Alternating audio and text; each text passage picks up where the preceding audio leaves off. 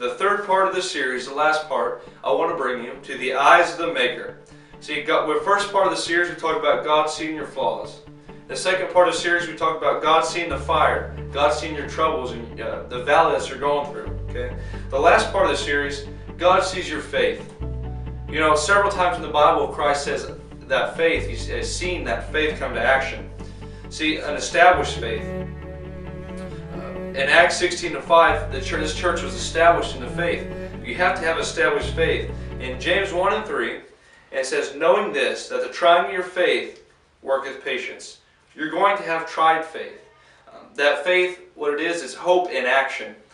You can hope for things to come to pass all the time. You hope for things to come to pass. But when you have that faith, you're putting that hope in action. Action is moving forward in that faith. See, you have to have the obedient faith. The woman with the issue of blood, she came in and she came and touched the hem of Christ.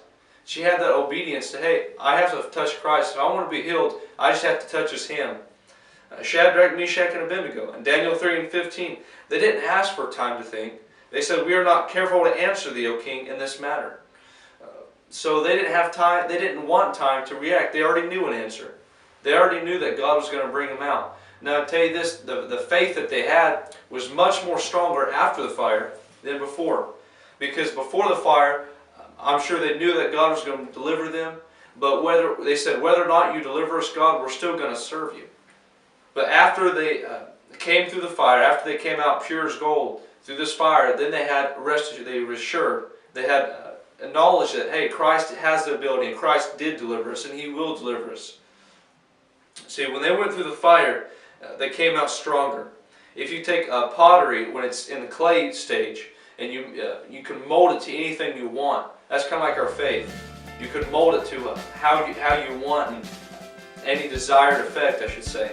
But when you put it in a kiln, which a kiln gets about 1800 to 2400 degrees Fahrenheit, what that does is creates that, it takes up clay and turns it into pottery, real hard. And by that trying of that fire, it turns that faith real hard. So by the trying of our fire, we take our faith, and sometimes we may have that doubt and unbelief, and sometimes we may be molded. But once we go through that fire, our faith will come out pure as gold.